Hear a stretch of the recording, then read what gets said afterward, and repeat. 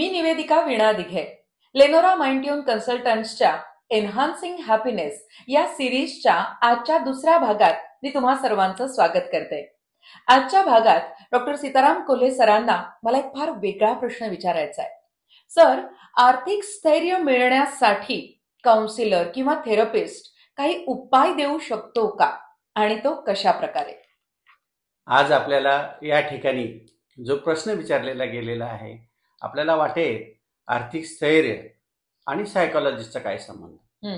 परंतु आपल्याला सर्वांना माहित आहे, आपण अर्थार्जन करण्यासाठी काहीतरी काम करत असतो. अगदी बरोबर. ते काम करताना आपल्याला काहीतरी स्किल लागतं. ते स्किल वाढवण्यासाठी किंवा त्याच्यामध्ये सातत्य ठेवण्यासाठी जे काही पॅरामीटर्स असतात, त्या पॅरामीटरची डेव्हलपमेंट करण्यासाठी सायकोथेरपीचा उपयोग होत असतो.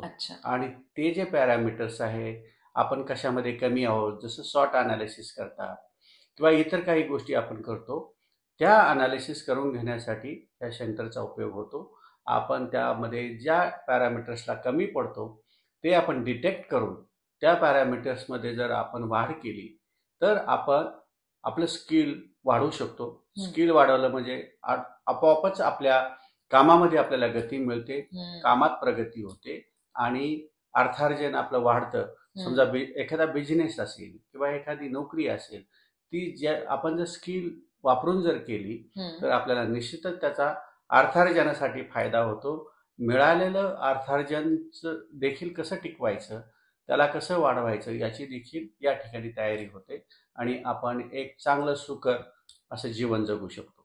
अच्छा, म्हणजे नक्कीच आर्थिक स्थैर्य मिळण्यामध्ये काउन्सिलर किंवा थेरपिस्ट यांचा फार महत्वाचा वाटा किंवा महत्वाचा रोल ठरू शकतो, हे आज आपल्याला कळलं. अशाच आगळ्या वेगळ्या प्रश्नांची पण महत्वाच्या प्रश्नांची उत्तरं जाणून घेण्यासाठी लेनोरा माइंडट्यून कन्सल्टंट्सच्या एन्हान्सिंग हॅपीनेस या सिरीजमध्ये पुढचा प्रश्न घेऊन पुढच्या भागात आपण नक्की भेटूयात. धन्यवाद.